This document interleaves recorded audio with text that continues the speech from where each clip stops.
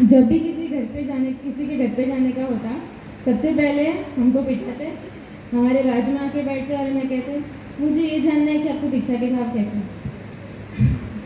और हम उनको कहते हैं हमारी विदाई में आएगा, हम आपको बता देंगे। आज सभी शायद उसी का आंसर लेने आए हैं।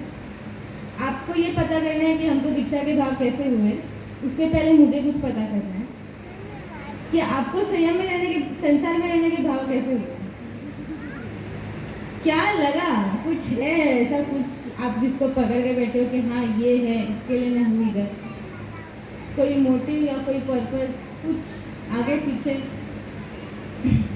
उसके बाद बोला जाते, मतलब बहुत सी बार की बहुत छोटी सी उम्र है, पढ़ाई भी छोड़ दी, थोड़ा और आगे कर लिया होता तो अच्छा होता,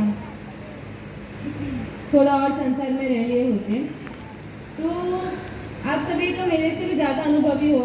मैंने जितने व्याख्यान सुने हैं या फिर जितनी पढ़ाई की है या फिर जितना एक्सपीरियंस अनुभव किया है, उससे तो ज़्यादा ही आप सबने किया होगा ऑब्वियसली, क्योंकि आपको सहन की बात नहीं हुई। आए दिन नए समाचार, किसी का एक्सीडेंट हो गया, किसी के घर में ये हो गया, घर घर की नई कहानी।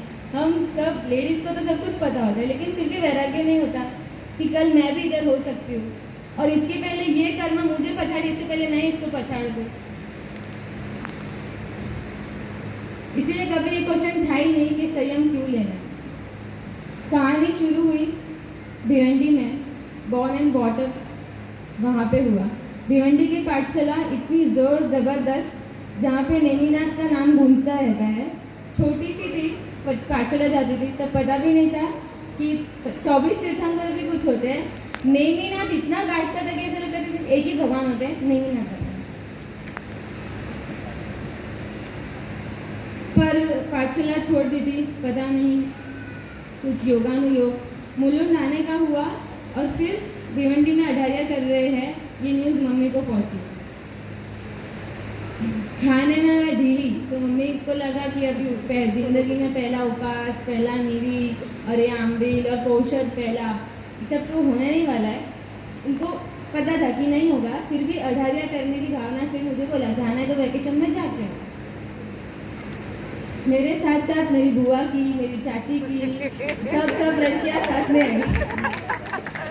हम सब साथ चले जैसे पिकनिक में जा रहे थे। वहाँ पे गए, 4 बैग भर के हमारे। दूसरा ही एक दिन हुआ प्रवेश से, और तीनों लड़कियां एक के बाद एक चालू मम्मी के पास जाकर गाड़ी आई, उनको लेके चली गई। मैं यहाँ पे क्रिया कर रही हूँ और वो चले गए। शायद वही चीज़ आज यहाँ पे हो रही है। मैं संयम लेके चली जाऊंगी और आप रह जाओगे। शायद प्रभु ने मुझे एक ऐसा योग दिया था कि अगर वो होते तो वो अनुष्ठान इतना सक्सेसफुल नहीं होता। छोटी थी, लेकिन जितनी बुद्धि थी, महाराज साहेबादी ने नवतत्व और जीविचार के जो छोटे छोटे अर्थ जितनी छोटी बुद्धि में जाए उतना समझाया। और तो ये समझना है कि राग द्वेष करने जैसा एक्चुअली है ही नहीं, जिसके अंदर हम इतने रच रहे हैं, पच रहे हैं, इतना रंग एकदम जोर जबरदस्ती में सारा पाप कर रहे हैं, वो हमें नहीं करना चाहिए। उसके साथ अंतर में संस्कार बढ़ गए कि ठीक है, अब मुझे भी बच के रहना है संसार से। कोई भी अनुष्ठान या धर्म क्रिया हो, उद्यान हो या नवाणु हो, हम कंपनी पहले ढूंढते हैं। पर मेरे केस में तो ऐसा सीन था कि कंपनी नहीं थी, तो मुझे स्व से मिलने का हुआ, प्रभु के वचनों को देखने का हुआ, समझने का हुआ और अंतर उतरने का हुआ। अगर मिनी संसार को लेके जाएंगे तो धर्मराजा अपना काम कैसे करेगा। प्रभु ने मुझे ऐसा ही निमित्त दिया, और अढ़ारे में ऐसा लगा कि नहीं, अपना धर्म कुछ है और थोड़ी समझ में आया कि हाँ, अपने को भी थोड़ा दूर रहना चाहिए बाप की शादी से। अढ़ारिया हो गया था, तो अभी माल की तैयारी कि जल्दी माल भी पहन लेने, तो फिर आगे पढ़ाई में कंटिन्यू हो जाएगा तो रह जाएगा। 8th स्टैंडर्ड आया और पुणे में अढ़ारिया कराने का हुआ। दूसरे अढ़ारिया में वापस कोई साथ नहीं, अकेले बैठने का हुआ। और अभी तो अकेले ही आ रहा था पसंद आती थी। बहुत सारे क्वेश्चंस होते थे कि इरिया हुई, इतनी बार पढ़ी लेहन प्रतिकामान, ये वो इतना सारा क्यों करने का। उन महाराज साहब का मैं उपकार मांगना चाहूँगी। रात के 9 बजे सब क्रिया कंप्लीट होती थी और सुबह 4 बजे उठना रहता था।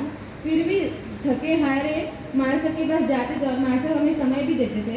सब लॉजिक उनसे लेके आते थे कि एरिया ये क्यों करनी, मार साहब मुझे बताओ, ये संतारा ऐसे ही क्यों रखना, इसको पहले उतर पटा फिर क्यों संतारा रखना, पहले ऐसा क्यों वैसा क्यों।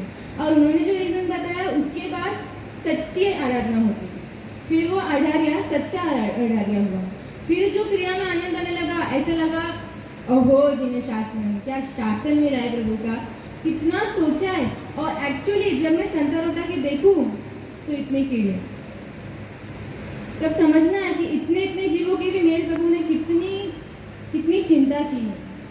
9th 10th पढ़ गए, पढ़ाई है, बोर्ड्स है, पढ़ाई करो।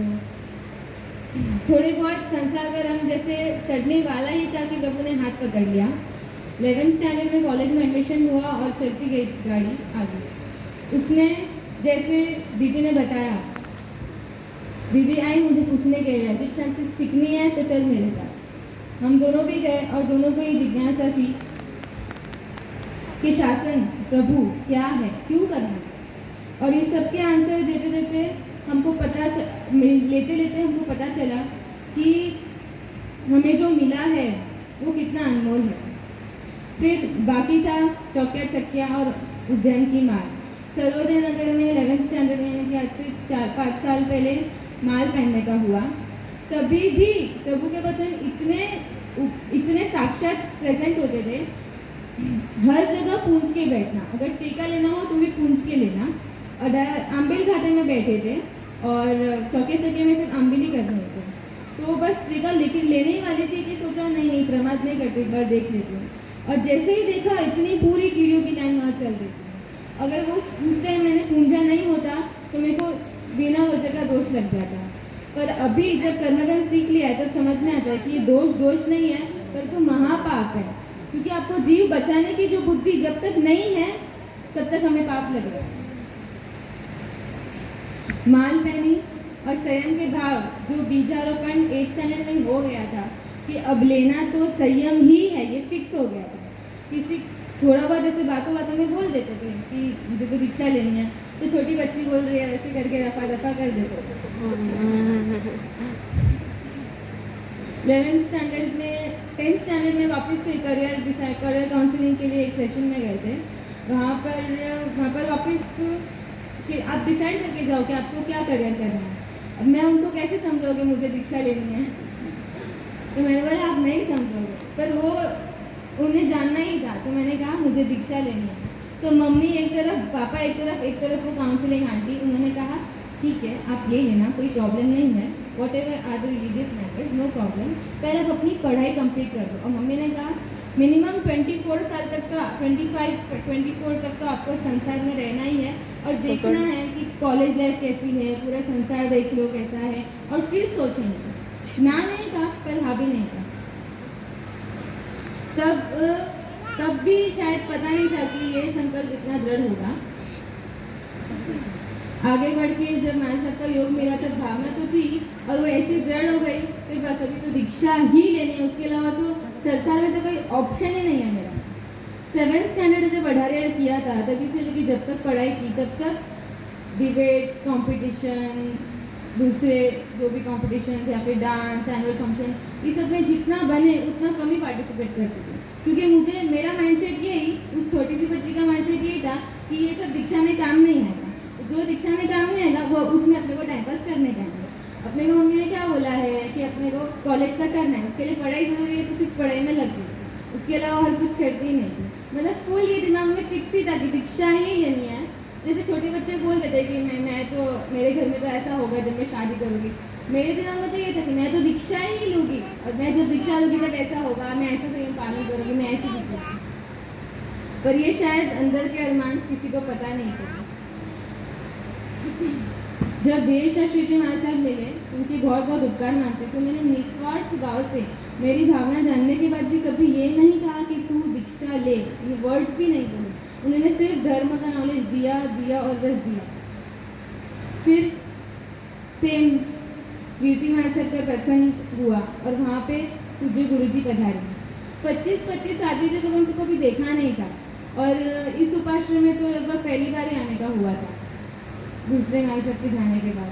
तब देखा 25-25 महाराज सर वो यहाँ से वहाँ भाग रहे हैं, यहाँ से वहाँ भाग रहे हैं, और इतने प्रेम से दीक्षा की तैयारी तो जैसे जोश शोर में चल रही थी। और जैसे एंटर किया वैसे ही सामने विद्या गुरु करुणा सिद्धि मास्टर मिला, और उन्होंने कहा कि पढ़ाई करने आना। गुरु जी के पास फिर 2 प्रतिक्रमण के पाठ शुरू किए, और फिर 4 दिन में ही बस समझने लगा कि उनका संयम का प्रत्येक दृढ़ पालन, भले ही पंचमहारे में संयम का वो पालन पॉसिबल नहीं है, लेकिन संयम के वो पालन की भाव 110% पॉसिबल है, और वो मुझे उनके अंदर दिखा। तो ऐसा लगा कि संयम तो है ही है, और पता नहीं कुछ ऋणानुबंध होगा दूसरे ग्रहों का, कि 4 दिन के अंदर ही मुझे लगने लगा कि नहीं, ये ही मेरे गुरु भगवान थे और इन्हें ही मुझे समर्पित होना है। घर पे तो ये सब कुछ प्लान पता ही नहीं था। उसके बाद धीरे धीरे हमने प्रतिक्रमण चालू किया, चौदह चालू किया, गर्म खाना चालू किया, स्वाध्याय पाठशाला आदि मतलब स्वाध्याय वगैरह चालू किया। और घर पे ऐसा कि ये तो धर्म बढ़ता ही जा रहा है, बढ़ता ही जा रहा है। 11th स्टैंडर्ड की एग्ज़ाम खत्म हुई, दीक्षा का प्रसंग हो गया, एग्ज़ाम खत्म हुई और हमारे सबका विवाह हो गया। पहली बार रुकने जाना था, दूसरा ही प्रसंग नाइंदर में दीक्षा का था, तो सिर्फ 2 दिन के लिए बहुत पापड़ बोलते कि प्लीज़ जाने दो, दीक्षा है, दीक्षा देखनी है, इसके लिए जाना है, और जाना मिला। फिर घाटकोपर में जाना, क्योंकि पढ़ाई भी चालू थी बाजू में, क्लासेस वगैरह को एडजस्ट करके जाना डिफिकल्ट हो गया। फिर वापस घाटकोपर में 10 डेज का जाने को मिला, और उसमें पाया वगैरह भरा। ये सब संयम की तालीम लेते लेते कुछ प्रश्न मुझे भी खुद से थे कि मुझे पता है कि ये मार्ग राइट है, लेकिन मैं कर पाऊँगी कि नहीं, अगर मन बदल गया तो, ये हो गया तो डर लगता है, मम्मी पापा भी नहीं होंगे, मैं अकेले कैसे करूँगी, कर्म का कोई भरोसा नहीं है। ऐसे तो कितने ही प्रश्न ये मार्ग पे दृढ़ होने से पहले ही खुद से पूछे थे, और जवाब मैंने तभी ही हम यहाँ पे है।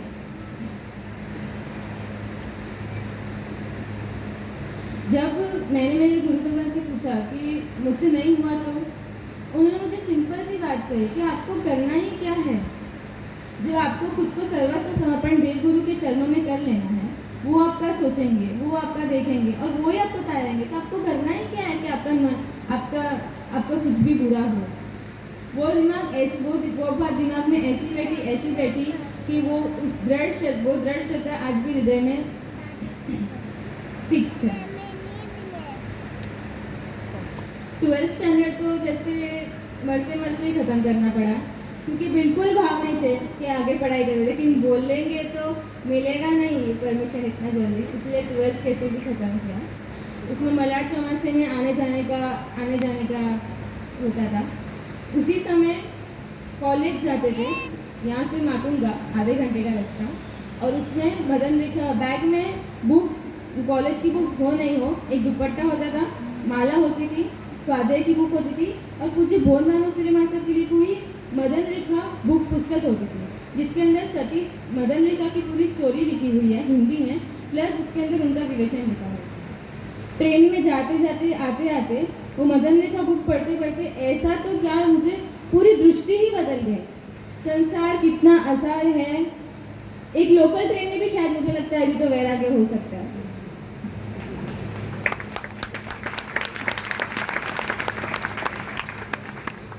कॉलेज में जाते हैं, कोई पढ़ाई में कॉन्सेंट्रेट, कोई फुटबॉल, कोई फ्रेंच क्लासेस, कोई भरतनाट्यम, हर एक नए नए फील्ड में सब ट्राई कर रहे हैं। और मैं खुद को प्राउड फील करती थी, भले किसी को पता नहीं था कि मैं प्रभु के शासन के लिए पुरुषार्थ कर रही हूँ।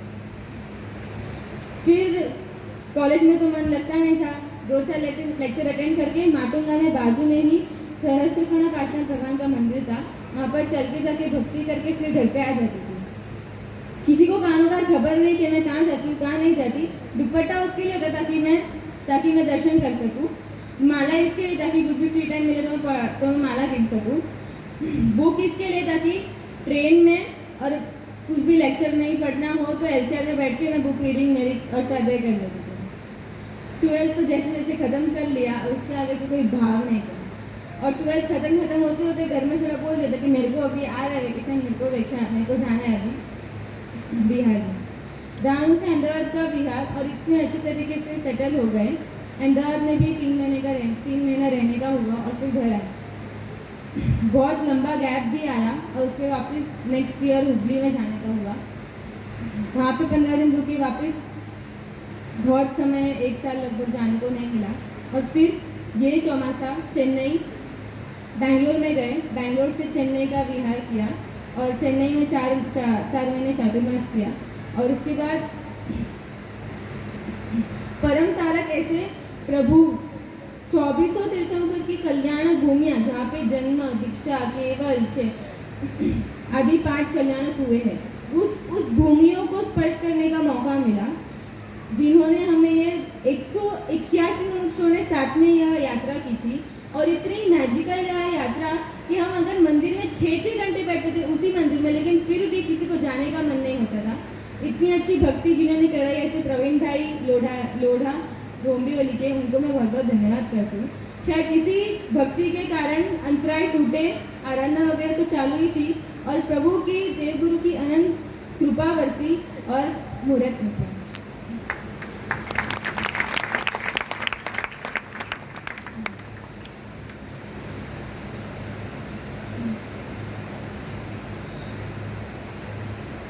उसके बाद थोड़ा एक्सपीरियंस हुआ मुहूर्त निकलने के बाद और मुहूर्त निकलने के पहले ज़्यादा किसी को बताते नहीं थे, लेकिन समझ में आता था तो लोग बोलते थे जय हो।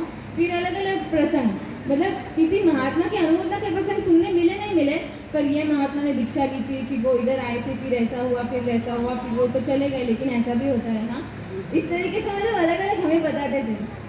मुझे समझ में नहीं आ रही ये चीज़ कि ऐसा क्यों हो रहा है, दीक्षा के मामले में ही क्यों। आपको पता है आजकल इंडिया में रोड एक्सीडेंट्स का केस कितना चल रहा है? 27.7% पर लाख पॉपुलेशन पे ये रेट चल रहा है। आपको ये पता है और आप सुनते भी हैं कि रोड एक्सीडेंट से किसी की डेथ हो गई या घायल हो गई, तो आपके रोड पे जाना छोड़ देते हो? रोड का क्या है? नहीं, पर ध्यान से चलते, राइट? तो दीक्षा लेके ये होता है, वो होता है, वो नहीं होता है, वो सोच ध्यान करके चलना कि चलना ही नहीं। और ये सब मैरिज के पहले किसी को नहीं बोलते हैं कि हाँ इसका डाइवोर्स हो गया, हाँ ऐसे, ये तो किसी को कुछ नहीं बोला जाता है, मैरिज के पहले की नहीं, बाद में भी। पर पता नहीं मुहूर्त के बाद सबका स्नेह इतना उभर के आ जाता है जैसे कि हम ही आपके सगे वाले थे, वही पहले वही अभी है। वैराग्य क्षेत्र की गाथा है।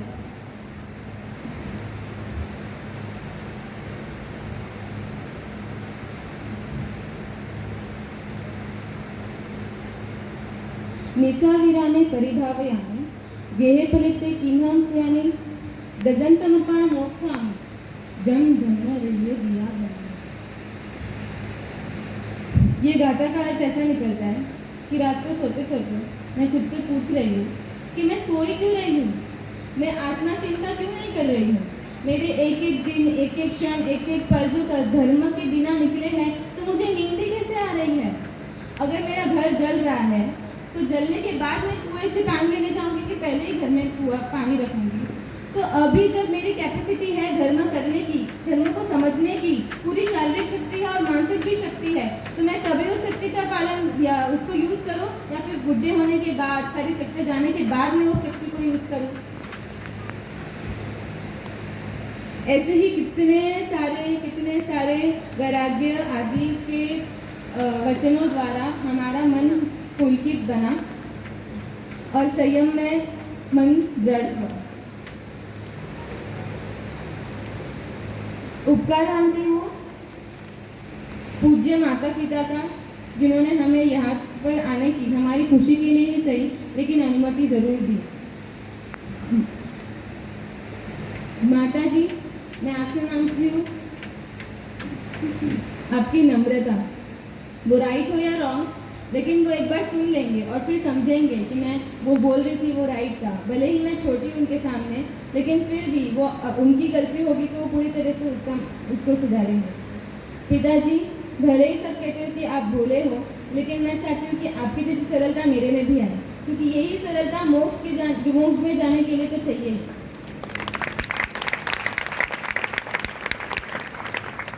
मीठी दीदी, मैं आपसे मांगती हूँ आपकी विनय पूर्वकता, सबको लेके चलने की जो आपकी क्वालिटी है वो। यश।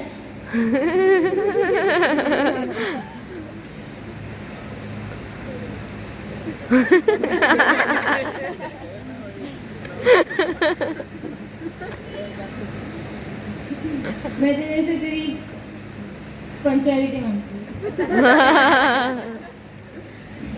एक और एक विशेष उपकारी जो यहीं पे मेरे साथ बैठे हैं, मेरे ही साथ संयम जीवन स्वीकार करने वाले हैं और मेरे गुरु पद पे जिनका नाम आने वाला है, ऐसे त्रिशा दीदी, जिन्होंने 5 साल एक बहुत लॉन्ग पीरियड होता है जिसके अंदर अप्स डाउन्स बहुत कुछ आता। हमें घर पे बैठे लगता है हम इतना सोच रहे और पता नहीं कितना सारा हम पुरुषार्थ या फिर जो भी कर्मों को फेस कर रहे हैं, लेकिन आपका साथ था तो शायद मैं यहाँ पे आज पहुँच सकूँ।